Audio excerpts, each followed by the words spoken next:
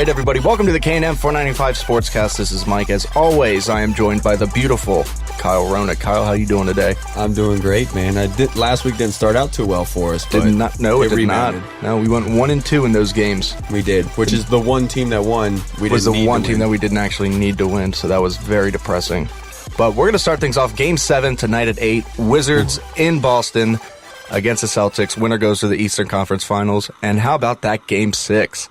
Oh, what a game that was. I mean, John Wall and Bradley Beal put on their big boy pants and took the game for us. They and they needed to, too, because they really didn't get much help. I mean, besides Morris, really nobody did much. Otto Porter didn't score at all. Let's see, Otto Porter didn't score. Kelly Oubre and Brandon Jennings both had 0 points as well off the bench. Gortat had 4 points. We talked about Morris. Morris had 16. That was good. Wall had 26 points, 2 rebounds, 8 assists. He was 9 of 25 from the floor, which is 36%. And he was 2 of 5 from 3, including that game winner. The game winner. And before that, he was 0 for 6. With game-winning shots within 10 seconds. He was 0 for 6. And his first read was to go to Brad. I mean, that was the plan all along. Right, yeah. And then so he knew that he wasn't open, so he said, you know what, I'm going to take it. And to know that you are 0 for 6 and know that you haven't shot well in that closing, and to say, you know what, I'm going to do it. And he did it. Ice in his veins. He's not a good 3-point shooter. He's just not. That's always been his knock. He's not a very good shooter. I mean, he's gotten a lot better where he started from. He's improved his mid-range game, right? And he's way more consistent than he was when he first entered the league. But he's not known as a shooter by any stretch. No. And that you just saw it. You knew as soon as he got the ball from Porter on that inbound, he was looking to score. He was looking to, and he said, "Bring it," and he drained that shot from deep 3. Yep. You don't come into my city wearing all black, talking about it's a funeral. That's what he said. My man. That's what he said. That was the one thing with Chris Baker. I was so angry that they didn't re-sign or even offer Chris Baker a contract because he loved DC. Yeah. He loved repping DC, and that's the kind of thing that has been missing from this area for a long time. Right. And so that kind of passion for the city and to say, we are tired of people coming here running on us. I'm tired of it. This is our city. Yes. This is our city, and this is our time. And the Wizards, like we've talked about, if they can win tonight in Boston, we know that's a very tall task. We haven't been playing well in Boston this series. All the home teams in this series, like us at home, we've been dominating the Celtics. Celtics at home, they've been dominating us. But if we can advance to the Eastern Conference Finals, we do match up very well against the Cavaliers. Yeah, I just want to see how they match up against the Cavs. I'm not saying they're going to win. I'm not saying it's going to be a landslide, but I would like to see how they fare up with it. You know, I just want to see how they compete with the pressure of being in the Eastern Conference Finals. Right, against the best of the best, the best player in the world, LeBron James, the defending champs. I mean, that will be huge, especially for this Wizards team. You know, I mean, they're one of the younger teams, man. They're stars. I mean, Bradley Beal and John Wall, they're both young guys. Yeah, they are. And for them to do what they're doing has really just been incredible, especially Bradley Beal. We talked about it stepping up in Game 6, man. He was getting hot. He had, let's see, Beal had 33 points, 2 rebounds. Both of his rebounds were offensive, by the way. 5 assists. He had a turnover, but he was 15 of 26 from the floor. Only 1 of 8 from 3, though. Yeah, which isn't what Bradley is good at. But that 1 3 he made was clutch. We needed that. Yes, it very much was. And I mean, like you said, Beal's known as a shooter. He always been. I mean, coming out, he was compared to Ray Allen. Just his beautiful stroke, his size. I mean, he needs to do better than that, especially against such a good defensive team and 3-point shooting team like the Celtics in Game 7. Who have been on fire from 3, which is the complete opposite of what the Wizards are. Right. I mean, they've been shooting terribly from the 3, except for John Wall with that one shot. And that's so odd to say, too. Let's see, Game 6, the Wizards were 5 of 24 from 3-point land. That was a 20.8% margin. You can't do that again in this Game 7 in Boston. I mean, you have to have those 3 numbers be way up to even have a chance there. Right. And, I mean, Boston, we talk about them being a 3-point shooting team. They've been good at it all series. Last game was probably their worst 3-point game of this series. I mean, they were what were they? They were Boston was 11 of 35 from 3. I'm sorry, I have all my stats right here, and they're all kind of bunched together. So they only shot 31.4%. Yeah, it's better. I mean, Al Horford for the series is shooting 70%. Right, and Al Horford, how about him showing up, man? I hate it because he spurned the Wizards this offseason. I mean, Jay Crowder talked to him when he was deciding between the Wizards and the Celtics, and he was like, come on, like, where would you rather be? That town that hasn't won anything or this Celtics franchise? Exactly. And I mean, Wall and them, they took that personal. I mean, you could see that during the regular season. They showed up the original funeral game when we showed up in all black. Yeah, I loved how Markeith, after the game, came out and talked about them wearing the funeral clothes, wearing all black. And he was like, they want to be us so bad. They do. I mean, that's so cheesy. Like, I mean, come on, man. They didn't even acknowledge it. They tried saying it was a coincidence that they were all... Every player Avery was wearing Bradley all black. said that it was a coincidence that they all wore black. Yeah, it was. Yeah, that wasn't planned. Avery Bradley also, before the game, came out and said there's no better feeling than defeating a team and sending them home in the playoffs on their home court. Right. I mean, I would agree with him on that, but it's just saying you're talking all this before the game, and then you show up in your black clothes, and then you're going to say, oh, it's a coincidence. Which Avery Bradley has been playing out of his mind. Yeah, he's been playing very good. I mean, Boston... They've been running a lot of small lineups. A lot of times you'll see them on the floor, and they have Isaiah Thomas, Avery Bradley. Then they'll have Marcus Smart at the 3, and then Jay Crowder at the 4, and Al Horford. I mean, that's a small lineup, but it's been giving us fits. Yeah.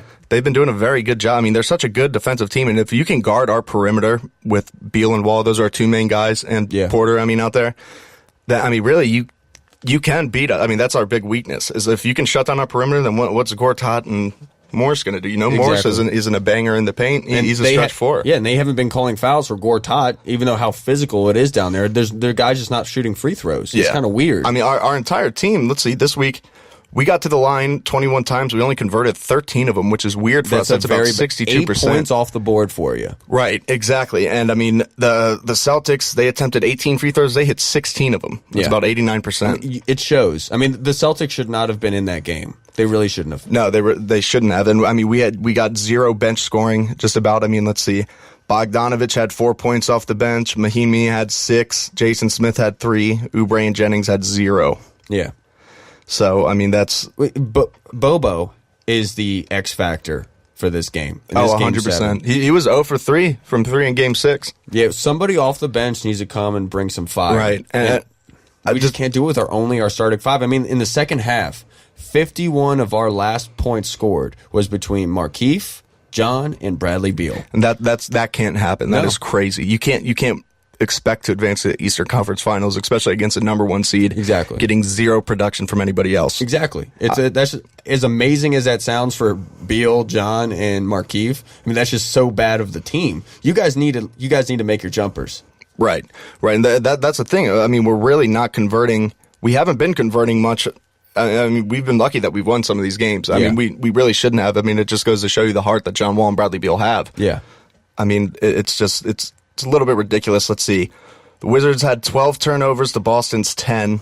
We out-rebounded Boston 46-37. Which would have been our strength the entire series. Right. Gortat, as he hasn't put up good numbers, really, like at all this entire series, but we have been out-rebounding them, which has been huge. Yeah, I made multiple notes of it for Game 6, is the offensive rebounds. We were getting second-chance shots a lot, and that is very good to see. I mean, if we can keep that up, and if we can get that three-point percentage up, I mean, I'm pretty sure we have a very good chance here, but the stats tell you otherwise. Per ESPN, it says in the past 100 NBA playoff Game 7s, the road team has won only 22 games. Wow. Dating back to the Knicks, the win over the Boston Celtics in Game 7 of the 1973 Eastern Conference Finals. 73 was the last time that happened? Wow.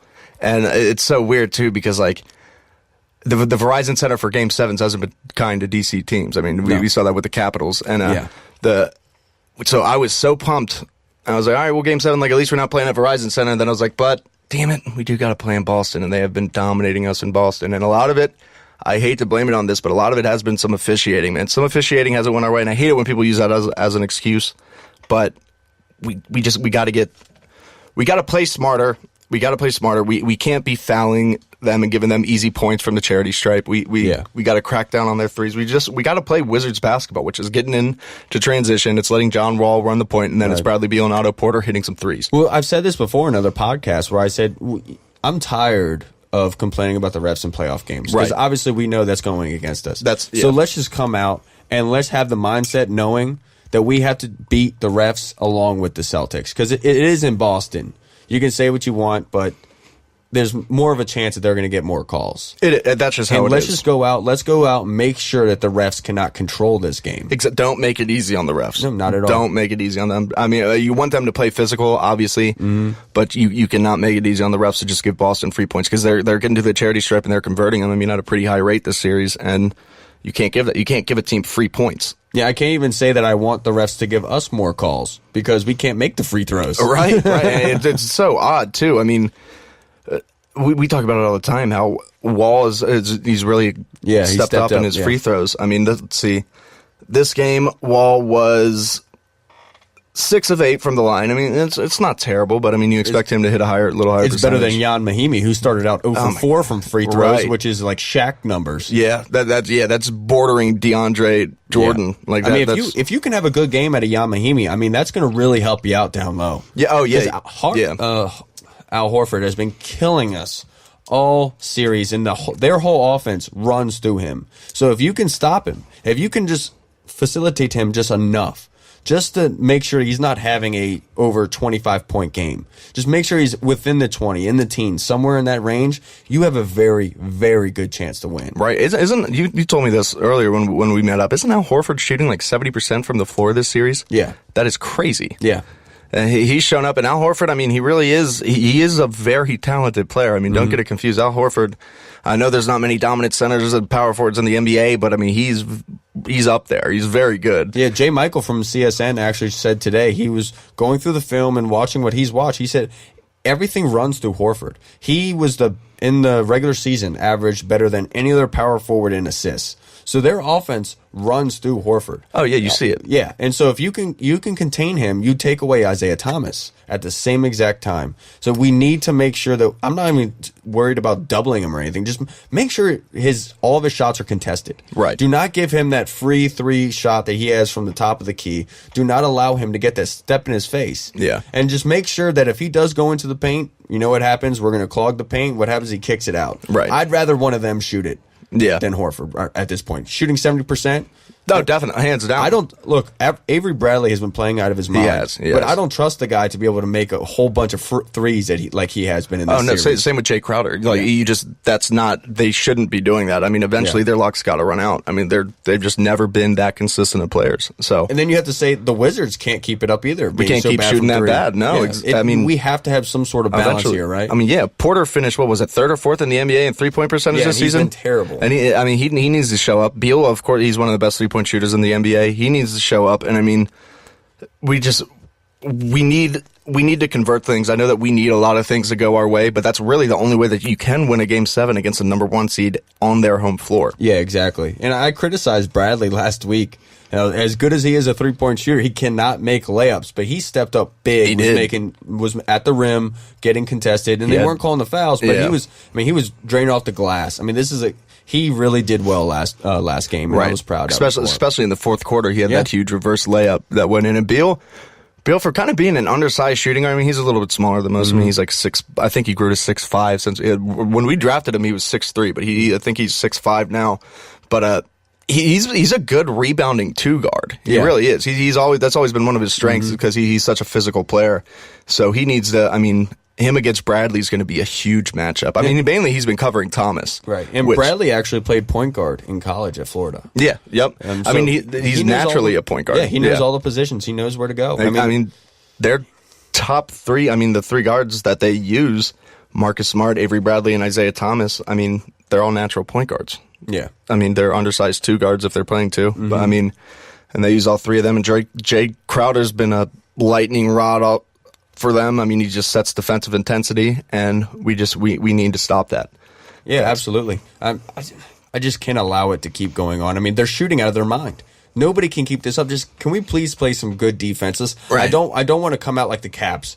Like come out, play really well in the first period, and then lay an egg the last 2. You know, I want us to come out and play good defense all 4 quarters. Yeah. And if we play good defense, we said it last week, it can propel you. You can have a really good chance to win the game, even though the ESPN's Power Basketball Index is only giving them a 32% chance to win. Wow. If you play good defense all 4 quarters, you can really raise that stat. Yeah. Oh, yeah. 100%. I mean, I know I just said it like 15 times, but we can't let Boston play their game, and we got to play them physical. We got to contest every Isaiah Thomas shot, and I know it's hard because as small as Isaiah Thomas is, he's somebody. It's surprising that he doesn't get more shots blocked. I mean, he's very good at guarding the ball. I mean, being only 5'8", you would think that a lot of his shots would be blocked, but they're really not. So we definitely have to pick things up on the defensive side. We got to hold Isaiah. We got to not let Bradley get into a rhythm, and you got to do what you can to Horford. I mean, just contain him. Just contest everything. his shots, dude. Just contest his shots. Just make sure every single one of his shots is not easy, and you have a better chance to win that game. Right. Guarantee you that. Right. So I want to get into what Colin Cowherd said about John.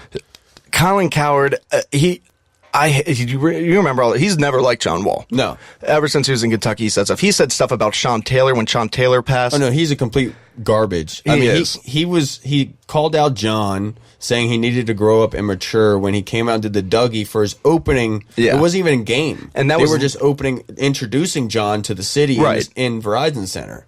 Yeah. And he said that about him because he was doing the Dougie. Like, dude, come on, man. Yeah, and that was literally right when that Do the John Wall song came out, doing on that. And it's, dude, just shut up. Just shut up. He's always had something against John Wall. I don't understand it. I mean, John Wall, he's known as a selfless player on the court. He does so much for the community and where he's from. He has sent so many kids to school, helped build up schools, get them away from out of the inner cities,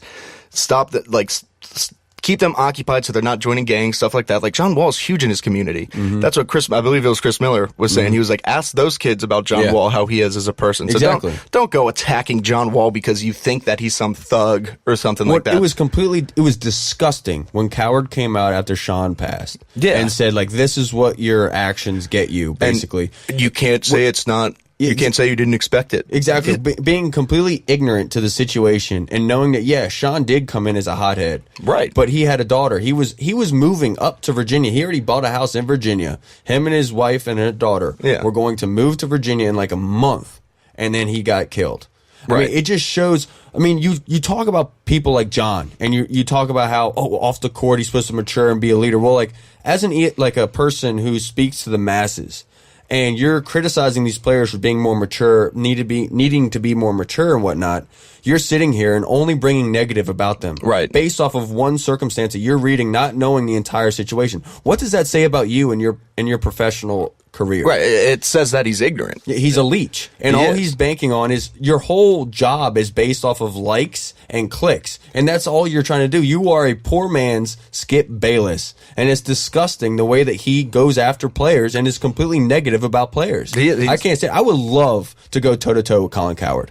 I would love to go toe-to-toe with him. I don't care if it's over the phone. I would love to do it in his face. But I would just, for DC, just to bring that fire and that passion, just say, screw you, Colin. This isn't what DC's about. You don't know John. You didn't know Sean. Stop running your mouth. Yeah. Stop saying this about these players who don't deserve that. Hear that? You hear that, Colin Cowherd? Hear that? Hear that? Kyle wants you in the octagon. I would wreck Cowherd, dude. He's probably got some old man strength. He probably does. Like once, I feel like once you hit like 40, you develop old man strength, like dad strength. Like there's just something like you're never going to be able to beat up. Like I mean, your dad. Like it's just how it is. Let's get in. Speaking of John Wall game winners, how about the Nationals? Bryce Harper with the walk off the day after John Wall hit that buzzer beater, and all he said was, "I just wanted to be like John. Yeah, I wanted to be awesome like John." Sending ripples all throughout DC to John Wall. Right. That's amazing. And Bryce Harper, we extended his contract through 2018. Yeah. He's ours through 2018. Hopefully that'll give us a little bit of time to work something out with him long term. Chances are, I mean, he might test the market, but I mean, we'll see that in the coming years. So that was huge. Right now, I mean, the Nationals, I mean, really, they're batting. I mean, Zimmerman, of course, a few points has been taken off of his average, but I mean, that's to be expected when you're hitting 430. Yeah. So now, I mean, he's still first in the MLB with a 385 batting average, and you know who's second? Bryce Harper with 384. Only .001 points behind Ryan These guys Zimmerman. Are still hitting close to 400. Right. That's crazy. Halfway through May, dude, a month and a half of baseball. Yeah. These guys are still hitting close to 400. I mean, Bryce Harper, we've talked about it every single week. His on-base percentage is still 500 flat. That's so amazing. That's ridiculous, that's dude. Crazy. We need to start voting. All-star voting is open. You can vote 5 times a day. Mm-hmm. So there's a realistic chance. Zim, Harper, Murphy, Scherzer, those guys should all make it. I mean, I'm also going to vote for Trey Turner. Obviously, I'm going to vote for all Nationals. It was so funny because last podcast, we had talked about how Max Scherzer and the passion he brings to pitching in your team, and we talked about how he wants to finish the game. Well, right after we said that last week, Max pitched, and that was when Buck came out to get him.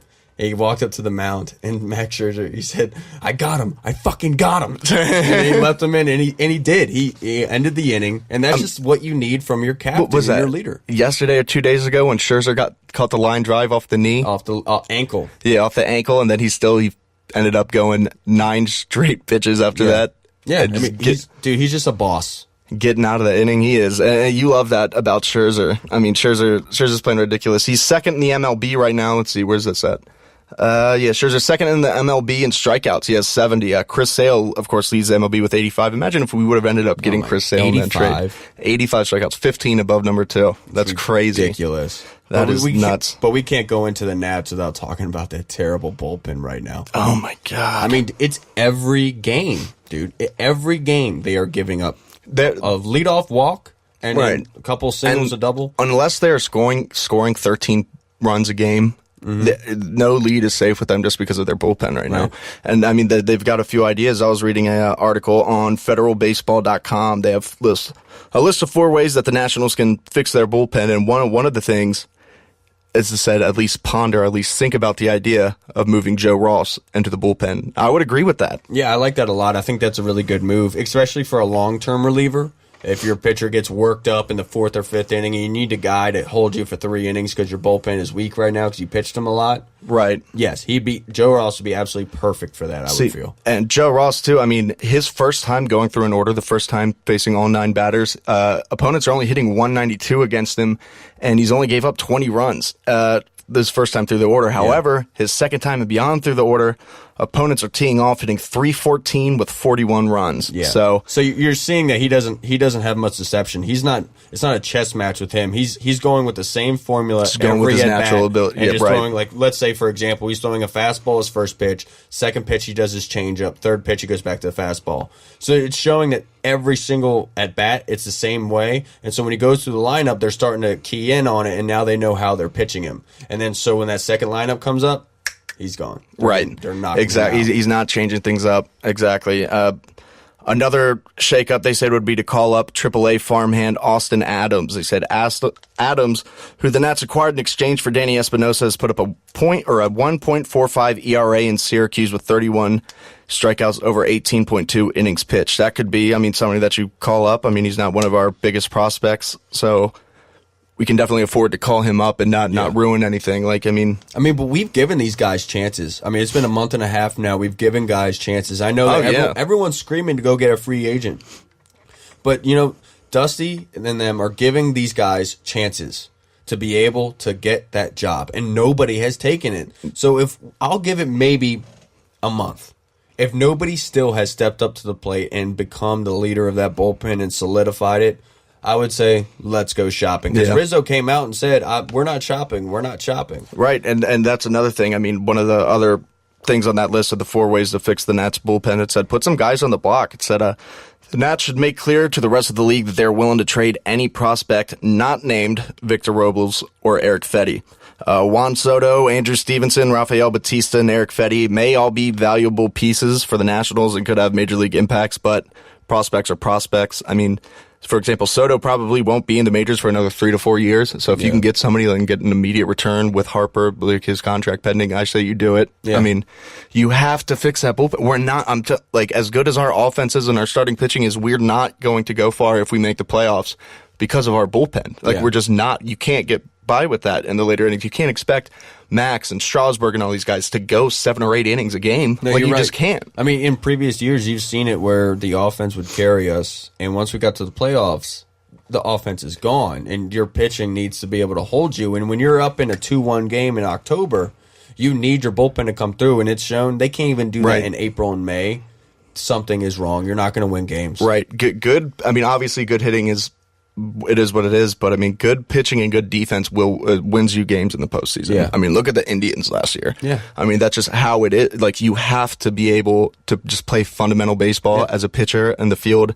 And the hits will come off of that. We're so naturally good at hitting. Those will come, but we need to fix that bullpen. How ridiculous is this? Right now, a month and a half into the baseball season, and the Nats' leader in saves only has 3. That is crazy. That is ridiculous, dude. That number should be way up. Way up. Only 3 through the first month and a half. At least triple. Right. That's disgusting. Yeah, it just shows you how they're in shambles. You know, they don't want to show panic. I understand that. Right. They're trying to go about it the right way, the mature way. And they don't want to basically tell guys, we're shopping for your job. But, I mean, these guys haven't proved, the bullpen hasn't proved that anybody deserves the job. Oh, exactly. I would 100% agree with that. And I know Sean Kelly and Coda Glover, they're coming back from injuries, but you can't rely on just two guys like that. I mean, they over the last 24 hours, what was it? After missing 15 days before this past weekend, Sean Kelly threw 49 pitches in less than 24 hours. Right. Like he's got to get some rest. I mean, Glover sat idle for 13 days and threw 33 pitches in less than 24 hours. Yeah. I mean, they both need to rest. You can't have people like that throwing so many pitches. And for people that don't know baseball and that know relievers are not expected to go that many pitches in that short of a time frame. They're used to only going for an inning, which will be at most, in best cases, 10 to 20 pitches. I mean, yeah, you saw Scherzer get out of an inning in 9 pitches. Exactly. I mean, so those guys aren't expected to go multiple innings. That's why long-term relievers are such a good a good thing to have. Yeah. Because they can really help you out. Right. And Joe Ross, you're right, is perfect for that. He is. But you cannot keep working these guys because you can see that because the bullpen is so bad, Dusty is having to go back to them, to Sean Kelly and Coda Glover. And what's happening is they're getting tired and they're getting even worked more. So it's just bringing the bullpen down even more. And we need a stop. We need somebody to stop the bleeding, and let's get this thing under control. Yeah. And let's just go get 3 outs, man. Right. Exactly. And there's so many holes. Like, I mean, even Joe Blanton, if he doesn't turn things around, you gotta designate him. You gotta put him on assignment. Yeah, Blanton is definitely on a short leash. This stat here says he gives up a home run every 3 fly balls. That's ridiculous. Which on fly balls he has a 9.49 ERA. Oh my God, that's ridiculous. That is crazy. How do you have a job? Because it just goes to show you we have no talent in that bullpen. It's almost like the flu, right? It's like the whole bullpen is just sick with giving up walks and home runs. Right. It really, they're just. It's everybody. Everybody they're bringing in is just getting hammered, dude, and it sucks. And it sucks to see because we've seen such good production out of our offense, and we're not getting anything out of our bullpen. It's just it's too bad. I mean, for years, the Nats' problem wasn't their bullpen; it was the offense. We need to get more offense. Well, now that we have the offense, our bullpen's gone. Right. I thought that letting go Tyler Clippard was a terrible move. I know. I mean, Clippard, it's one of those things where you don't realize what you have until it's gone. Yeah. Kind of like every relationship I've ever been in. If you're watching on this video later, I love you. Take me back. No, but you can't. Letting go of Clippard was just so, like, at the time we were just like, oh, that's all right. I mean, we have other people. We have all these prospects. We have blah, blah, blah. But not anymore. I mean, no, we don't. We have a few prospects, but we have Victor Robles, but he's not a pitcher. We have Eric Fetty. He's good. He's going to be good. He should be decent, but he should be a starting pitcher from everything that I've read. So, we need to find guys for the bullpen, and we do not want to end up like the next team that we're about to segue into right now, the Capitals, where we're one of the best teams, and then we get eliminated in the postseason. Let's get into the Capitals a little bit. I don't have much to say about it. I don't really want to talk about it too much. I know you got some stuff. We will talk about it, but how disappointing was that, man? Yeah, it was really disappointing. And last week I had talked about how I needed to see more of Ovechkin when he's on the boards and he has the puck. Without much contest, he's getting the puck taken from him. Well, it came out after that he's been injured with the hamstring, and you can thank Kadri for that. In the first series, Kadri's low hit on him hurt him, and we saw it, but he battled through it, and we just forgot about it. Yeah. So I was critical of Ovi, so I'm sorry, Ovi. I didn't know that you were that hurt. I apologize for that, and it makes sense. But everyone was talking about trading him and everything. If knowing that he's injured, I say not yet. Yeah. But he needs to go into the mindset of next season coming in and saying, I need to do everything. Yeah. Not just make goals. I need to be able to make hits, pass the puck around, and just create offense for everybody. Right. And I know a lot of people are saying, like, Ovi's not what he was. And he's not right now. But I remember, a few years ago, everybody's saying he's not what he was. And then look at what he did for, like, 2 straight years. He was very good. But, with age in hockey, like, he's just not. I did see a funny meme talking about how Alex Ovechkin is the only Russian who hasn't had an impact in D.C. because of the voting with Putin and stuff. That's funny. Yeah, that was pretty good. But it was just too bad. They came out in that first period really fast. Shots on goal were great. We said, they dominated shots on goal that entire. But it's quality over quantity. Yep. I mean, well, they had really good shots. Like Ovi had a long distance slap shot that hit the stick of Fleury. They just hit the stick of it. It should have been a goal. And it's just that one of the, like, you want to bring up the DC curse, but it's just like you have to take advantage of that. You do. You definitely do. And I mean, let's be real. Next year, this is a Capitals team that's probably going to look very different. Yeah. I mean, there's talks right now about us completely ripping apart this team and just starting over. And well, I mean, number one, you have to re-sign Oshie, in my opinion. That's how I feel. Yeah. Oshie's the number one guy you go get because you know you already have Ovi. Get Oshie. He does everything for you. He's our Sidney Crosby. We said it last week. He does the power play. He's on the penalty kill. He's a great, great player that you can invest in. I know he's old as Ovi, but this guy's flying around all over the ice. You don't see any age with him. Yeah. Oh, I 100% agree. I mean, there's a lot of players, unfortunately, that we're probably not going to keep. And as much as I would love to keep Oshie, there's a real possibility, unfortunately, that he might not be there. I mean, that's how it is with a lot of these guys. I mean, even Ovi, like, I don't know. I mean, this is just so depressing with the Capitals, but we do need to turn that around. And I mean, why not start over? If I'm tired of winning the President's Cup and being the best team in the regular season and then just flaming out in the playoffs. Yeah. That's so heartbreaking. I'd rather just be bad. Yeah, you're right. You're absolutely right.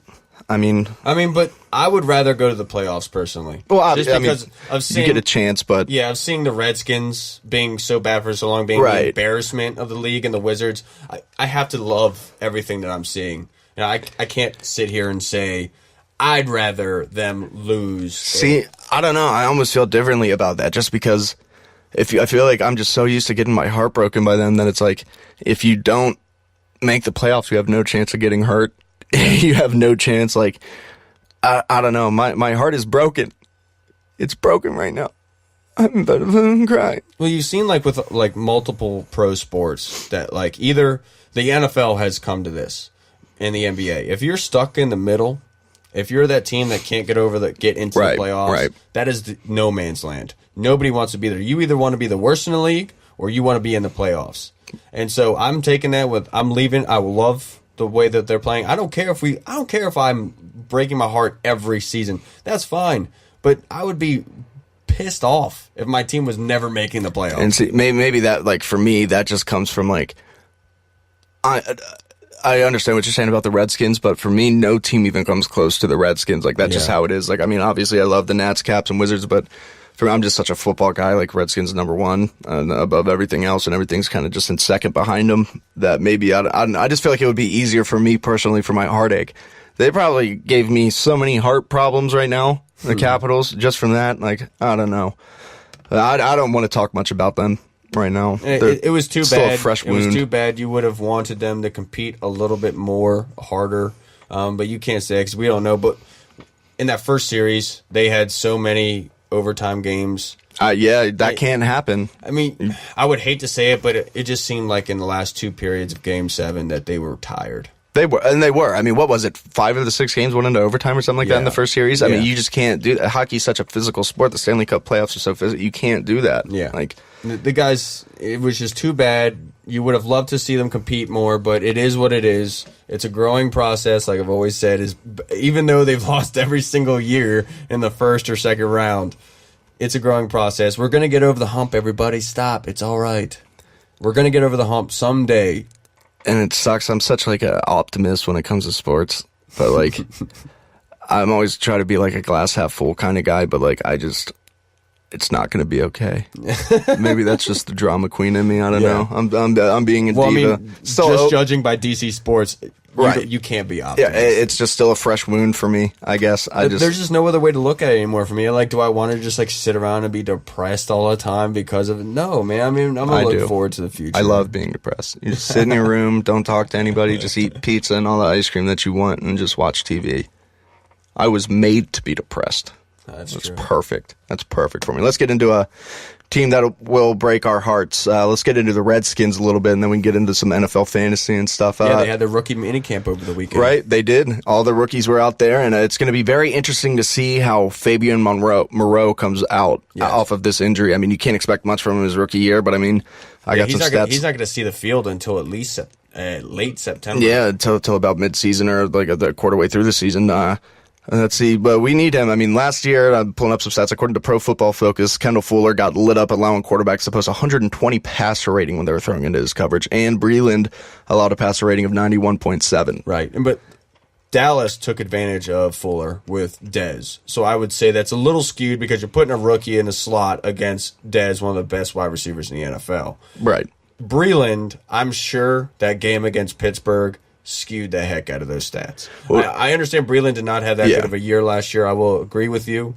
But that first game was absolutely ridiculous. Well, I mean, the Steelers just came out. They just blew us away. I mean, you saw, obviously, when Norman was on Brown, Norman did some very good things. I mean, when he was on Brown, that was awesome. But, and I mean, it's a lot of people, like I know we were talking about it earlier, a lot of people were saying that Breland was getting burned. Breland wasn't getting burned. No, I mean, he was right there in his pocket. Yeah, I can't stand it because I would ask him, what's the definition of being burned in football? Right. It's not like he was 15 yards away. He was right there. He was right on in his a lot back of the pocket, players. and it's just Big Ben is throwing perfect dime passes right into his crotch. Right, and that's just them being so, like, there's such a perfect combination, Roethlisberger and Antonio Brown. I mean, I remember a distinct play of that game, and Ben Roethlisberger had a low snap, doesn't even look to his left side, picks up the football from his ankles. No, he's staring down at Antonio Brown the whole time.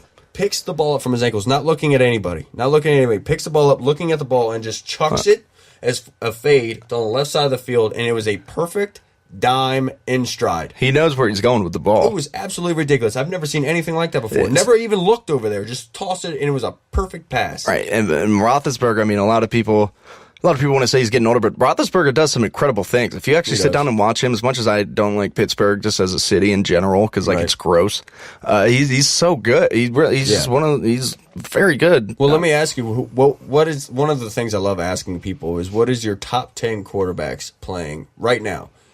Nothing about the past. Don't bring anything up about just the way that they're playing. I'm talking right now this season, your top 10 QB rank. All right, well, let's see. Number one, I mean, just the way that they're playing. I mean, I have never seen anybody play the game the way Aaron Rodgers does. The way that he just dismantled Dallas in that playoff game, that was absolutely ridiculous. It's incredible. I would say the way that Aaron Rodgers plays is number one. Number two, Tom Brady, but I mean, they're really like 1A, 1B, just because, I mean, Brady, what he did in the Super Bowl, I mean, the greatest comeback in NFL history. Like that's crazy. Got to look at Matt Ryan. You know, Matt Ryan's a beast. There's Ben Roethlisberger, of course. I think Jameis Winston's going to have a huge year. You think he's going to be top 5, though? Because that's not. I think he could, man. I think he really could. Yeah, I think he definitely could. I mean, he's got so many weapons. Year 3 is usually when you see quarterbacks take that next Howard step. Fell to them. They were O.J. Howard. They got Deshaun Jackson to go with Mike Evans. I think Mike Evans could even end up a top 5 wide receiver, top 4 or 5. He already ended as a top 5 wide receiver. I mean, and he can do it. If he can do it consistently, he'd be right after Julio, Antonio, and Odell. I mean, that's really the next guy in line. So how many is that? That's 5. You can't forget about Drew Brees. Can't forget about Drew Brees. Phillip Rivers. Phillip Rivers is a monster. I think that Kirk is up there. Russell Wilson, obviously. I mean, that's really in no particular order. And Andrew Luck. Well, it was just too bad for Russell because last season their offensive line was really weak, and he was getting beat up. But he was challenging through. He had a leg injury. Yeah, when his passer rating went down once he had that leg injury. Yeah. When he started getting more healthy, that's when it jacked back up. I mean, they have a terrible offensive line in Seattle. I mean, that's the same thing kind of with Andrew Luck. Like, how do you let that talent go to waste? Andrew Luck was considered a once-in-a-generation talent. He is. He's talented. He still is. I think they just don't help him out. My top 5 is number 1, Aaron. You're right. Yeah. Number 2 is Tom. Number 3 is Big Ben. Okay. My 4 is Drew Brees. I don't care what anyone says. Yeah, Drew Brees is still tearing it up. Yeah. My 5 is Matt Ryan. Yep. My 6 is Phillip Rivers, just because that guy has not had any help. And how many injuries has he had to wide receivers every single year? Oh, all the time. And he just continues to put up massive fantasy points. Keenan Allen, his number 1 receiver, has been out for the last 2 seasons. And he just keeps getting scrubs in, and he just keeps balling out. And them drafting Mike Williams. Yeah. I mean, that could be huge. Obviously, I mean, I forgot to say Cam, too. Cam could be back in that top 10. I mean, there's a lot of quarterbacks that you can go with. Yeah, absolutely. And my one fantasy thing is I love waiting to late rounds to get QBs. So do I. Right. And I pick up the scraps. Once I just pick up the scraps of everyone picking QBs, and you have running backs and wide receivers falling to you. Yeah. And I love that mindset. It's such a pass happy league now that you can get away with kind of like a middle tier quarterback in fantasy. I mean, you really can. You can. So, and I mean, also people overreaching. Like, look at people who drafted Cam last year in like the 2nd round. Yeah. Like they got screwed. Buddy Cracky had him as his keeper. He was pissed off. Let's get in a little bit to some of the rookies in fantasy. I mean, obviously, You know, I mean, you can look at Leonard Fournette of Jacksonville, Christian McCaffrey is the one that I'm eyeing. Yeah. A lot. And also O.J. Howard. Yeah. Because tight ends are a QB's best friend. Right. And Jameis is still a young QB, but he's starting to mentally get up to beat. Yeah. Now he's starting to play really well, getting the clicks together. I think O.J. Howard's going to be a huge fantasy point. O.J. Howard lining up in the middle, it's kind of like that Jordan Reed mismatch where it's like you have Deshaun Jackson on one side, Mike Evans on the other, and then what are you going to do? Put a safety or a linebacker on O.J. Howard? I mean, that's just not going to work. No, I mean, he's a freak, and then with you have D-Jax on the field with Mike Evans. Yeah. Who are you going to double team? Right. Double team one of pick your poison. Yeah. You're going to get killed. You're done. That was such Tampa Bay really did have such a good offseason. They did, picking up Baker, picking up D-Jax. I mean, they picked up our best, besides in our defensive line, our best defensive lineman, and they picked up our best wide receiver. Right. I mean, they just did fantastic. And then having O.J. Howard follow him, I mean, some people were saying that he could go 5 to Tennessee. Yeah. Like, I mean, that was huge. I mean, obviously, Dalvin Cook's another player who's going to have a lot of opportunities. I know that they just signed, what's-his-face from the Raiders. Latavius Murray. Latavius Murray. But Dalvin Cook's going to have just about every opportunity to win that job. Latavius Murray, he's not a number one running back. No. And Corey Davis in Tennessee. Yeah. That could be huge.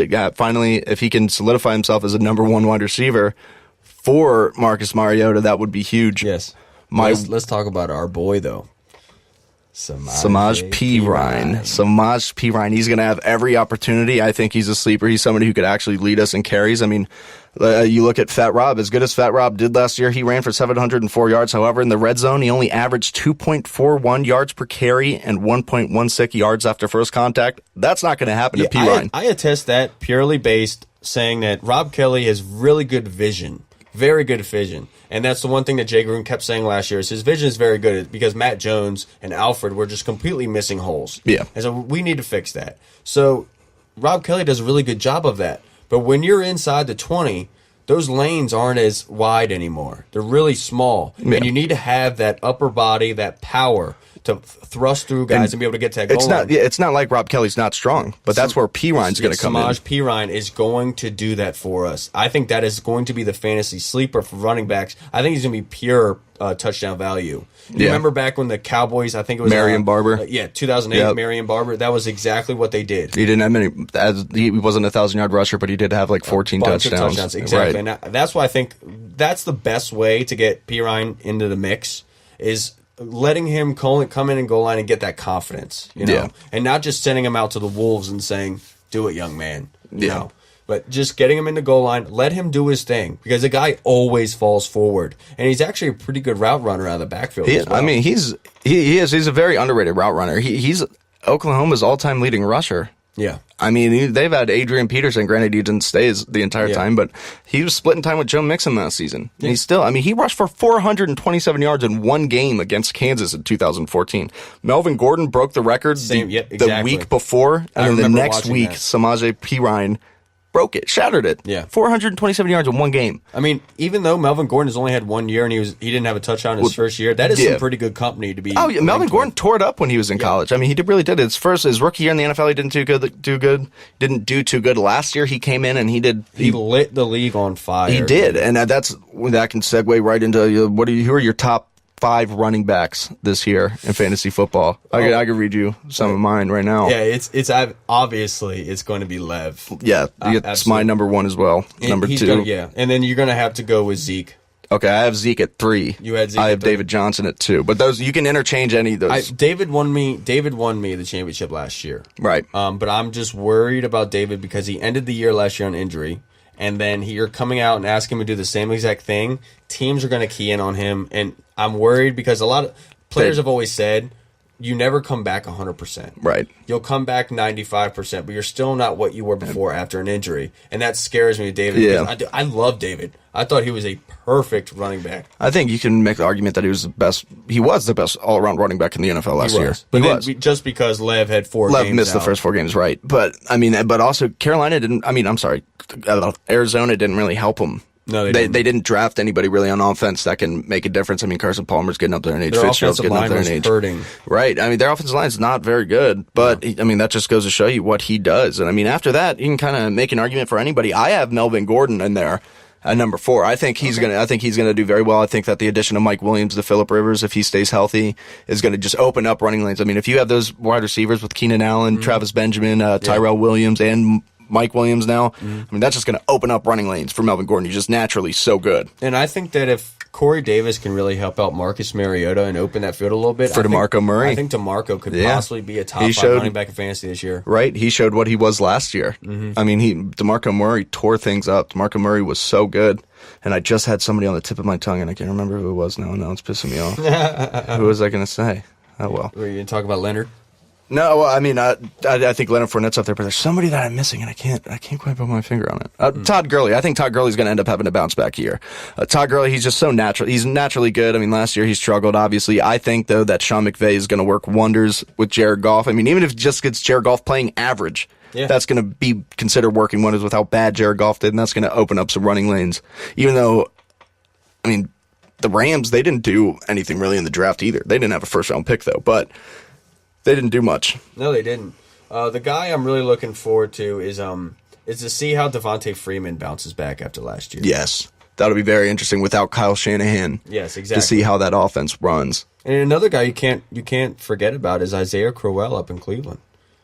He's very underrated. They beefed up their offensive line, their guards, centers. Their offensive line is very good now. They're going to be able to run the ball pretty well. So hopefully. I mean, they should be able to.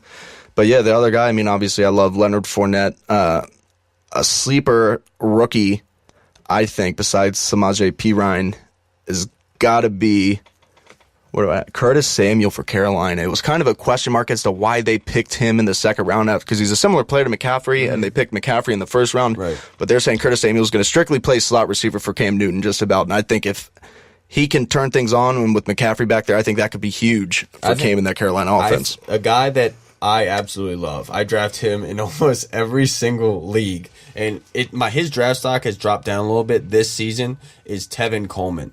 Tevin Coleman put up some touchdowns last year. This is a guy who can step up and be a top 10 running back. It's just the only issue is he's got Devontae Freeman. Freeman is taking a lot. Right. Because I've always said every team that Kyle Shanahan goes to, I'm always going to take his running back. So that's why I'm rating Carlos Hyde really high. Because Kyle Shanahan, even when he was here with RG3, had a best rushing in Alfred Morris. Right. He is a great play caller for his running backs. Let's be honest, Carlos Hyde's more naturally talented than Alfred Morris. He is. Carlos Hyde's very natural. It's nothing against Alfred. No, it's not. It's just naturally, I mean, he is. He just is. Yeah. He's a freak. It's just he has some injury concerns. But if he can get past that in that offense, I mean, I know the offensive line's not the best. They don't really have much of really on offense, but that could work out in his favor, too. Yeah, I mean, this is a guy, like, they're always, you're going to key on Julio. And so it's going to open things up for you. Right.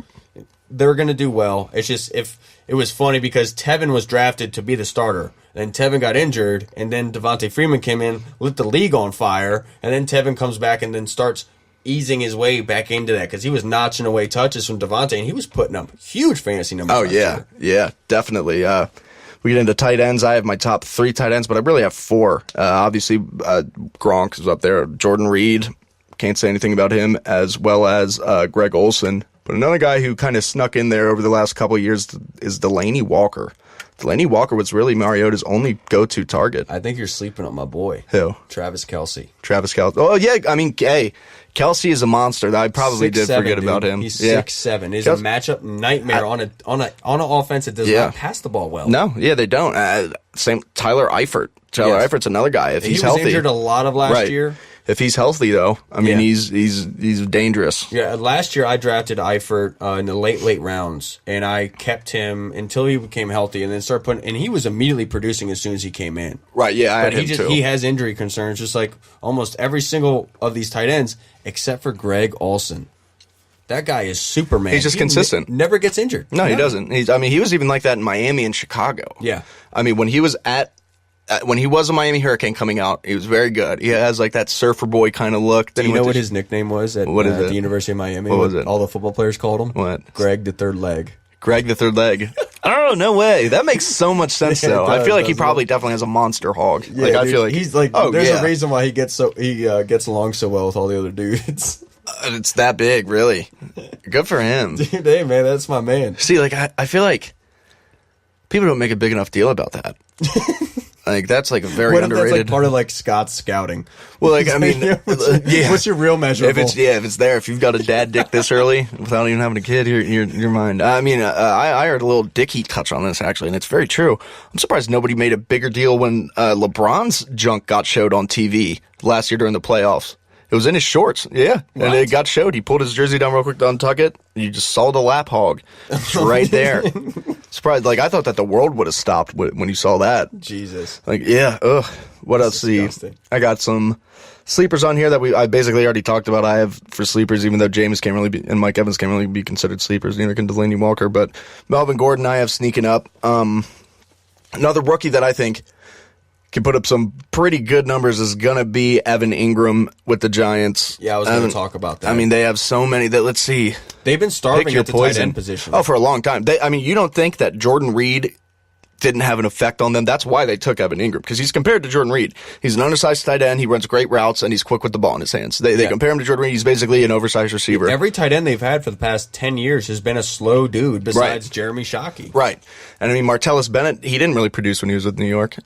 No. I mean, he wasn't what he is today. That's true. He's another guy, man. Him in Green Bay with Aaron Rodgers. I mean, that's just they're just going to let go of Cook and then just pick up Martellus Bennett. Yeah, they end up getting better at the tight end position. No big deal. Okay, yeah, that's good. Good for them. But that's fair. Then Dwayne Allen went to New England. Yeah, that's going to be interesting, man. Especially if Gronk can't stay on the field, which has been an issue with Gronk. But I've noticed what Gronk has like one great season, amazing season, leads everybody. Next season, he gets injured. Yeah. Then he comes back, balls out. So he's on pace to ball out this year because he missed last season. He has so many. Like, dude, that guy's probably got like half of his back is metal. Yeah. And he has a lot of injury problems. He has. He definitely has.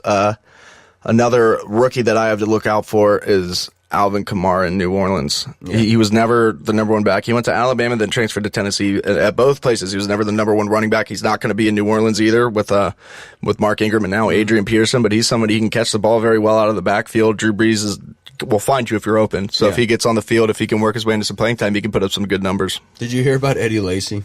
No, what did he do? So Eddie Lacy weighed in today in Seattle. Oh God, and he had a contingency in his contract, and if he weighed in today less than 255 pounds, he was going to get a $55,000. He didn't make it? He weighed at 253. Oh, so he did make it. He did make it, barely. Dude, as a running back, you're 253 pounds. Fournette was huge when he was at the combine at 240, and he lost 12 pounds at 228 for his pro day. But that guy's straight muscle. Yeah, Eddie Lacy's fat. Yeah, Eddie Lacy's got a belly. Eddie Lacy is just a big, fat boy, and not the good kind. Eddie Lacy looks like Andy Reid with a helmet on. Only like Eddie Lacy's black, though. Have you seen Andy Reid's high school tape? No. When he played, it's so funny. His jersey doesn't fit him. You can see his stomach sticking out, and they handed the ball to him. He's just like running people over. Andy Reid? Yeah. Oh my God, I would pay to see that. Andy Reid looks like a walrus. One guy that I am very interested in seeing how it works out is Mike Gillislee in New England now. Oh, dude, New England loaded up on running backs this year. I mean, also Rex Burkhead. Yeah, they signed him from Cincy. They also screwed over LeGarrette Blount. They did. See, I'm always somebody, I cheer for LeGarrette. I do. I mean, I know he's got when he dropped that dude from Boise State, that defensive end. That was such an awesome punch. That was so funny. I would hate to get hit by LeGarrette Blount. But LeGarrette Blount led the NFL in rushing touchdowns last year. Yeah. I mean, Tom Brady was his biggest fan. Tom Brady, every time he handed the ball off, I mean, you saw that on the top 100 that they were talking about LeGarrette Blount when he was on there. Every time Tom Brady held him off the ball, he was putting his hands up, and he was just like, I love watching you run. But they have some running backs back there. And on top of that, they added those two guys, Gillislee, whatever the hell you say his name, and Rex Buffalo. Burkhead. Yeah, two already with James White, Deion Lewis. I mean, those guys, like, they've got some players out there, man. Bill Belichick gave a bunch of money to Gillislee as well. And if you know anything about Bill Belichick, he does not pay people unless he knows something. Right, exactly. And he's also, I mean, maybe all of us are crazy. We're like, why would you not re-sign LeGarrette Blount? But Bill Belichick has proven when he cuts ties with a guy, that guy's not the same. Well, you know they still have him. He knows when to let go of players. They still have him. LeGarrette, they ended up re-signing him over last week. They gave him some sort of restricted free agent tender that's never been used before. Really? What basically happens is that he's restricted free agent, and so what happens is New England has him locked up in vet minimum.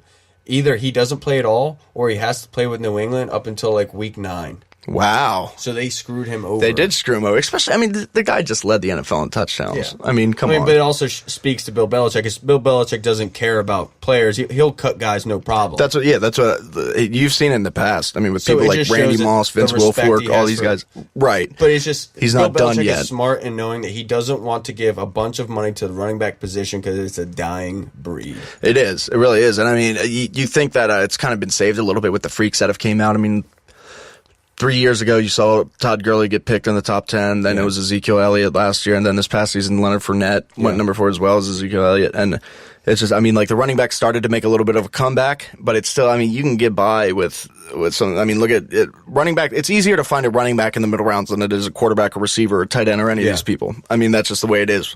One guy that I'm really keyed in on that I want to see do well is Danny Woodhead in Baltimore. Yeah, I know where he. I like Danny Woodhead. I know he tore his ACL, but I think that's a guy that can get a lot of because Joe Flacco likes to check down. And so he's going to. Danny Woodhead is going to be PPR value all day this year. If you didn't think that it was good in San Diego, it's going to be even better in Baltimore. Yeah. And plus, I mean, you always got to cheer for those white running backs just because you never see them. Yeah, that's true. You know? Well, he's just such a small guy. You got to root for him. Came from Appalachian State, a guy that wasn't highly sought after, and then just came in, and people saw him on the Jets, or New England let him go. Yeah. And the Jets picked him up, and then he went to San Diego. San Diego after that. Now he's with Baltimore. Baltimore's another team, man. I think Baltimore had a pretty good offseason as well. I mean, they signed Tony Jefferson to play safety next to Eric Weddle. I mean, Jefferson, they may have overpaid for him a little bit because last year was really the only year that he did good, but I mean, that allows Eric Weddle to move to his natural position of free safety. Tony Jefferson's going to be playing strong safety. Pro Football Focus had Weddle rated the best safety in the league last year. Yeah, I believe Eric Weddle's always been criminally underrated.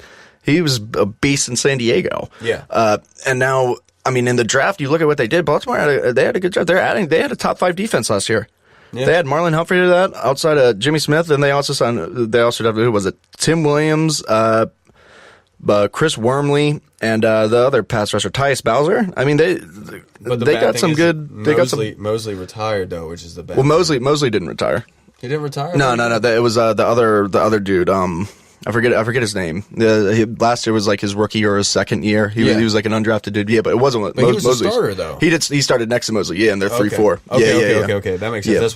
That's why I'm all mixed up. Yeah. No, but yeah, Mosley's still there. Mosley's underrated too. Mosley's very good. Yeah, he is. I mean, he screwed up against the Redskins where he got that interception or fumble or something, and he tried to score a touchdown, and the ball popped out. Wow, what a play. I completely forgot about that. Yeah, that was crazy. I mean, we were one toe tap away from losing that game. Yeah. Oh, yeah, 100%. I mean, how many games last year the Redskins was up to like one play? It was so many. Cincinnati, Baltimore, Detroit. There were so many games. Dallas should have beaten us the second time. But I mean, we're one Kirk Cousins interception away from going 1-1 with them last year. Yeah, right. I mean, we went 1-1 with the Giants as well. We were another interception away from sweeping the Giants. Yeah, which would have been huge. Yeah, and that would have gotten in the playoffs. Yep, and you never know as long as the team's hot when they get in the playoffs. But there was no way we were going to compete in the playoffs with that defense. No, there's no way. And I mean, the good thing is, I mean, we. Despite losing people like Chris Baker, we have improved our defense. Mm-hmm. I mean, the Jonathan Allen, Terrell McLean, Stacey McGee, apparently Anthony Lanier has been a freak this year, getting Zach Brown to play in the middle. I mean, that's huge. And then also DJ Swearinger. I mean, I definitely like what we're doing on defense. And I think the biggest thing is signing Tom Sula as our defensive line coach. He's great at it. I mean, he's teaching John Allen really well. I mean, you saw from the rookie minicamp videos of him teaching Allen, and Allen is taking everything he's teaching. And you can see it in front of your eyes. See the way that Allen does the drill first without any coaching. Then Tom Sula tells him exactly what to do, tells him to shut up, stop talking, listen, this is what I'm telling you. Yeah. He tells him to walk around the sled and look at him doing it. And then John Allen does the drill after. And you can see a huge difference in his leverage and the power he has behind him. Yeah, the guy is going to make an impact. Yeah, he is. I mean, you just see his hands. He has like karate hands. So fast, so heavy when he hits you.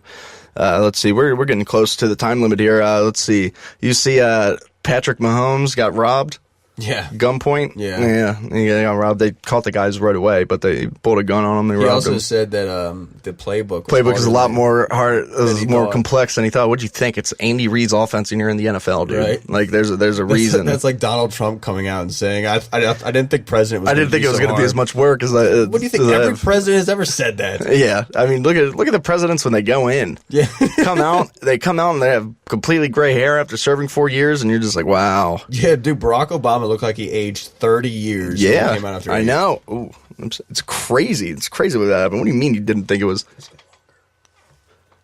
Let's see. What else is happening? I wanted to ask you how you thought Adrian Peterson was going to do this year. See, Adrian Peterson's one of those players. I know every running back at the end of their career, they all hit that point where they did the wall where they just decline. That's just how it is. And I mean, if you run and you have the serious injuries that AP has had, but then again, if anybody can bounce back and show you wrong, it's Adrian Peterson. I thought he was done the first time he tore his ACL, and then he came back in 2012 and he just completely. I mean, he rushed for over 2,000 yards. And I mean, if anybody can do it, if any running back of our generation, it's Adrian Peterson. Yeah. I mean, especially in that offense with Drew Brees. If this was 5 years ago, and you heard that the Saints with Drew Brees got Adrian Peterson, I mean, oh my God. Yeah, I mean, and the thing is with him is he's only had 1 year with like an even average quarterback in Teddy. And so you give him that offensive firepower so the defense isn't worried about AP. Yeah. Because when you went against the Vikings, you knew exactly what to do. You knew stop AP and you're good. You have a very good chance to win the game. Right. Well, now in New Orleans, you can't focus on shutting down AP because Drew Brees and Michael Thomas are going to kill you all day. How about Michael Thomas? He was a surprise last year. Last year during the offseason, there was a lot of talk that the Redskins were very interested in drafting him. Yeah. So that the Redskins were really high on Michael Thomas. We ended up taking Doxson instead. But, I mean, we would have been right. I mean, Thomas played out of his mind. He had over 1,000 yards as a rookie. Yeah. I mean, dude, he was actually linked to the Redskins. I heard that there was some arguing inside the Redskins front office. We were very high on him. That a lot of people in the building wanted Michael Thomas instead of Josh Doxson. Yeah. Which, if you think about it and you look into it and you see why Scott punched the wall when Doxson had that phantom Achilles injury, it makes sense. Kind of makes sense. Yeah, it definitely makes sense. Doxson, it's going to be very interesting to see what Doxson can do if he can stay healthy. Because if he can stay healthy, I mean, he's got the size, he's got all the athletic ability, he's got the production, the work ethic. I mean, he can be very good.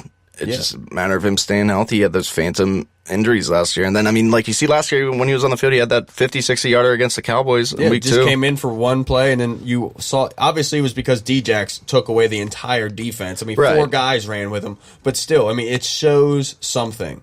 Yeah. I mean, they have Michael Thomas. ESPN Fantasy Football has Michael Thomas ranked the 13th overall player. Really? Yes. I mean, it makes sense. It does. But with Brandon Cooks leaving. With Cooks gone. Yeah. He's going to be PPR value all day, dude. Yeah, another person that's going to be interesting to see, of course, the NFL is better with Marshawn Lynch. So it's going to be very interesting to see. I mean, if he can come back and play at a high level, man. I mean, with Derek Carr's another guy we should have put in top 10. I think that's a pure PR move, in my opinion, because they just announced that they're moving to Vegas. The whole fan base is pissed off. And Lynch grew up. He grew up a Raiders fan. Yeah. So he loves the city, and that's just a kind of a thing to say, here's a Band-Aid for 2 years until we move. Well, yeah, I think it's just Marshawn, I probably just feel like he just missed football and he wanted to come back, but it was only for the right kind of deal. And once the Raiders were like, yo, we can take you, he was like, all right, yeah, I'll play for the Raiders. Because he said he only wanted to play for the Raiders. But, I mean, you're right. It could definitely be a PR move after the way that they screwed over Oakland. So this is really crazy to say, but my one sleeper for wideout that's like out of the top 10, but I think it could be top 5 by the end of the year in wideout rankings. Well, right now he's not, but I'm talking overall. Yeah. Is DeAndre Hopkins. Yeah, it's crazy that DeAndre Hopkins had such a fall from grace. I mean, look at it. 2 years ago, he was one of the best wide receivers in the NFL. Yeah, I mean, he just naturally he was playing with 3 different quarterbacks that year. That's just how bad Brock Osweiler. Oh my god! But you saw it towards the end of the year because I had him last year. You saw it towards the end of the year. As soon as Tom Savage came in, his PPR blew up. Yeah, I mean, he was getting the targets now. It's just Brock, for some reason, just could not get the ball to him. He couldn't. He played so bad. I hate to make this comparison, but it's like RG3 with like Deshaun Jackson Pierre. Right, just somebody who just doesn't understand football. It's exactly. And then as soon as you get a guy in there, they actually throw the ball around, now you're starting to see the points. Yeah. Another interesting person, Allen Robinson, if he can have a bounce back year. I think the running game will definitely help him with Fournette. The Jags picked up Bortles' 5th-year option. Yep, that was strange to see. Something. Yeah. It's showing something. It could basically then be saying, here's your tryout. Yeah. How about RG3 getting engaged and knocking that girl up that he left his wife and kid for? And then he's going to leave her in a year or two. Yeah. Oh, he will. He will. But I think he's peaked. Good that for girl's him. way too hot for him. Congratulations, RG. But, I mean, I hope you find a job. Right now, a report came out today. Apparently, Seattle's interested in signing either RG3 or Kaepernick to be Isn't the that backup. so funny how Russell Wilson was in that draft, got drafted in the 3rd round, RG3 was 2nd overall, and he's Russell's backup. Yeah. And he may not even make a roster this offseason. He's so bad. Yeah. He really is. He's so bad. I remember Hugh coming out and saying the earth was moving beneath my feet when I was watching Robert throw passes last year in the offseason. I understand he was trying to build up his confidence, but it's like, dude, stop lying to everybody. Robert's such a... And this isn't a race thing. I loved Robert 2012. He was everything I wanted. He was a humble quarterback. I thought he was all about his teammates. He came out really well, was playing really well for us. The whole city loved him. Yeah. Then all of a sudden you start seeing this ego. This ego is starting to come to fruition. You're just like, oh, who is this guy? What's happening? Yeah. And then, train wreck. Yep. And I was getting into it. Yeah, we talked about that with the Browns fans and stuff. But Robert, such a... I rewatched the 2012 NFL draft. I think we talked about this. And they were just saying, how good of a person Robert is. It's crazy how wrong we were. Literally, he's all me. He left his wife and newborn kid for some hot-ass girl from Florida State. Yeah. And now it wasn't even a year since this kid was born, I don't think. I think it was a few months. That's just really? And obviously he was seeing this girl before then. Yeah. I mean, Robert, man, God, that's such a shame. And I know that, it was widely known that, Redskins fans sent that dude plenty, amazing amount of gifts to him when they got married. We were sending him everything. People were sending him congratulation cards. I remember them talking about that on 106.7. People loaded up. That was one of FedEx's biggest days in this area, was delivering stuff to RG3. I mean, look at this fantasy crop and looking at all these wide receivers this year. I mean, this is going to be a fun year for fantasy. I mean, Amari Cooper is ranked the 24th overall prospect for fantasy. There's a lot of talented wide receivers and quarterbacks, man. It's a passing league nowadays. Yeah, and obviously this is all right now. There's no injuries yet or anything like that. Right. We're just starting to get fantasy going because I get jacked up over fantasy. Yeah, I have at least 5 teams every year. Yeah, see, that's too much for me. I used to do that. Now I feel like 2 is the perfect amount. I just get so invested in it, and I'm just I can't do it anymore. It's just too much for my ADD mind to handle having too many teams. One guy that might rank really high late in the season might be Jordan Howard. Yeah, Jordan Howard. I mean, he was so... Coming out, he was considered... He was a very good running back. I mean, he was. He was a 2nd, 3rd rounder. That was his grade. And he exceeded expectations. I mean... Because Ezekiel Elliott did so good. Yeah. But if Ezekiel Elliott wasn't there last year, I mean, all anybody would be talking about right now is Jordan Howard. Jordan Howard rushed for over 1,000 yards. Yeah. Jordan Howard tore it up last year. It just sucks that in his division, he's going against the top 10 defenses. Vikings. Run defense. Yeah. Vikings, Lions, Packers. Martinez is the Packers linebacker. Blake Martinez. Yeah, that guy is legit. He's good. Oh, Their stats on defense or rushing and wins was increased as soon as he came back from injury. I bet. My one buddy Chris Bernard, huge Packers fan, always talks about Martinez. Yeah, he's very underrated. The one thing about the Packers is they just got to fix that secondary. Yeah, and I mean, Clinton Dix did good last year, but I mean, they did just draft Kevin King from Washington. So did I. Yeah, I always thought that it was a mistake. His name, I used to go in NCAA football and name all the players and then export the draft class and put them back in and put him into Madden. Yeah. And I'd get to Alabama and it would say, Clinton Dix. And I was like, his name must just be Clinton Dix. And they just put because it's a joke. His last name's Dix. But no, it's really Clinton Dix. Yeah. I was like, ugh, that sucks. No, that guy is a baller. I love He's so good on the NFL Top 100. By the way, they should have some Redskins on there. They've done numbers 100 through 71. This week, I forget, it's either tonight or tomorrow night, is going to be 70 through 61. Last year, we had Jordan Reed, Kirk Cousins, Trent Williams, a few other people. So this year, Cousins was in his 70s last year. I would think he'd be on there. He'd be up a little bit. Yeah. Trent Williams will be high as hell. Jordan Reed will be high. I mean, pretty good. Josh Norman was number 11 or something last year, but he'll fall a little bit, but he'll be on there. He should, just because of the players vote on it. He's well respected around the league. Yeah. So, I mean, those are the guys that you really look at. Zach Brown, I would think he would have already been on there if he was going to be on there, but he's possible just because he was second in the NFL in tackles last year. Pro Football Focus ranked Jamison Crowder as the best slot receiver in the NFL. I agree, last 100%. Yeah. I agree. I've had people say Cole Beasley. You and can't people, forget about Brandon Sheriff. There's a possibility he could crack that top 100. He could. I think that if he was going to be on there, though, he probably would have already been on there, just judging by the guards that they've had on it, like David DeCastro and stuff, who have a bit more of a reputation. But Sheriff should. I agree. I would think that he would have been on there. I mean, Brian Arakpo made an appearance on it. Again, he did decent. He had a lot of quarterback hurries. He actually had a really good year. He led in the sacks. I think he was up there with another former Redskin, Lorenzo Alexander. Yeah, Lorenzo Alexander. He was already on there. Yeah, he tore it up last year, man.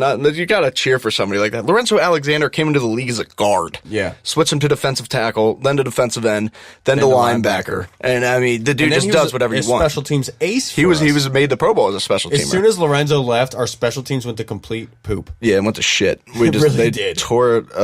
God. We had the worst special teams in the league as soon as he left, and everyone was like, "No, Lorenzo, please come back." Yeah. That's the one bad move Mike Shanahan had. Yeah, Mike Shanahan, though, he did some good things while he was here. The Redskins owe everything a lot to Mike to Shanahan, man. I mean, think about the players on this team right now. You got Trent Williams, Ryan Kerrigan, Kirk Cousins, Jordan Reed, Kirk Cousins. Gave us Alfred Morris for those 2 years. They convinced Pierre Garçon to come here. Yep.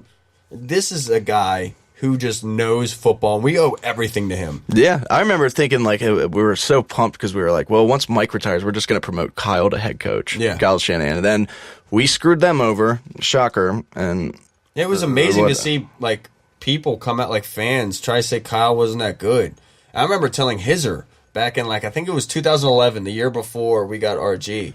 And I was telling him, I was like, dude, Kyle Shanahan is an offensive genius. Yeah. He was a wide receiver at Texas. Yeah. He knows route concepts, and he knows how to make wide receivers open. He was a good offensive coordinator with the Texans. Yeah. And so Kyle Shanahan was great at creating separation for wide receivers just based off what routes he was running. Yeah. He just knows. Yeah. You can see what he did with RG. He was perfect for that. Yeah, he was great. He ran that. He was so good at using players' strengths. Yeah. Like, look at what he did in Atlanta the last couple of years. I mean, there's a reason why he's a head coach. I mean, Matt Ryan wasn't doing that well. He was always good, but he was middle of the pack. Matt Ryan was viewed in the same light as Andrew Luck is now. Yeah. As saying, what happened? Is he going to get across the pedestal? And then Kyle came, and Kyle showed him. And look at what he did last year. He's an NFL MVP. I mean, they should mimic every single one of his plays that he had there. Oh, yeah. Yeah, that'll be interesting to see. We are going to end up wrapping things up here just because I have to go pee pretty bad. This coffee's went through me, and we've been over an hour. But you got anything you want to say? Signing off thoughts? Yeah, screw Colin Cowherd. I would love to match up with him. Please, Colin Cowherd, if you hear this, please come toe-to-toe with me. I'll come to you, man. It's all good. You can come here. I don't care. I just want to go toe-to-toe with you until you are complete full of shit. You are bad at your job. You are not good. All you do is just get 'em. Negative towards players that don't deserve it. Yeah. I don't care if it's only DC sports. It's just all professional sports. I just got a tweet from Colin Cowherd. It says, "Tell Kyle he's a bitch." That's what he said. I don't know. So it's up to you. But hey, the Wizards. Let's just play well tonight. Let's pray. I know the numbers aren't with us. Let's go get this. Finish this out. Let's get to Cleveland. If they don't get it, I'm more than happy with what they did this season. Same. The way that we've played. John Wall establishing himself. Yeah, right. I know the East is soft, but still, you saw a lot of maturity out of this team, and hopefully they can win this tonight, man. I want to see them against the Cavs. I know. I'm not done yet. Let's take a look at this. This MLB just put out this tweet. It's name a superstar. Chances are Bryce Harper is still younger than him. Bryce Harper is younger than Aaron Judge of the Yankees, Mookie Betts of the Red Sox, Xander Bogaerts of the Red Sox, Chris Bryant of the Cubs, Manny Machado of the Orioles, Jock Peterson of the Dodgers, Noah Syndergaard of the Mets, Mike Trout of the Angels, Kristen Yelich of the Marlins, and Carlos Martinez of the Cardinals. All those stars. Yeah, Bryce is still younger, and it feels like he's been around forever. That is amazing. Yep. It's crazy that he's younger than Chris Bryant. They came up together. I always just assumed Bryant was younger because he came up so much after Bryce, but they're best friends. That's what happens. Good for him. All right, everybody. We will see you guys next week. It might be on Tuesday, but most likely it's going to be on Monday. I'm going to a bachelor party over the weekend. That's tight. Congratulations, Bo. Gonna get mad drunk. That's tight. Yeah, we're going to play a whole bunch of golf. But mainly the drunk part. Yes. There you go. All right, Drunk golf's the everybody. best. Thank you to Extraordinary Entertainment, of course, for having us over here. Thank you, Kyle. And Thank you, Michael. You're welcome. It's not too often people say thank you to me anymore. You're just so good looking. Make it easy for me. The other day, some girl called me a 5. I think she meant out of 5, though. I'm not sure, because that's like the only logical thing that I can think of. But She's underestimating you. 100%. And I don't know. I'm just sitting here like, no, I don't want to have sex with you. And unless you want to have sex with me, in which case, yeah, fine, I'll probably have sex with you. I'm surprised she didn't try to roofie you, dude. She probably did, but I mean, if you're not into me, like, I get that, that's fine, but you're wrong and I hate you because of it. So, all right, everybody, we'll see you guys next week, either Monday or Tuesday. Good night. Good luck good to the evening, Wizards. and good luck. Good luck to the Wizards. Let's win this game 7. Can we sign Kirk Cousins to a contract, please? Let's just throw it out there. Let's just throw it out into space. Let's get it done. Get it off there. All right, everybody, we'll see you. How about I hail to the Redskins, Kyle? Peace out, DMV. Redskins football. Woo! Woo!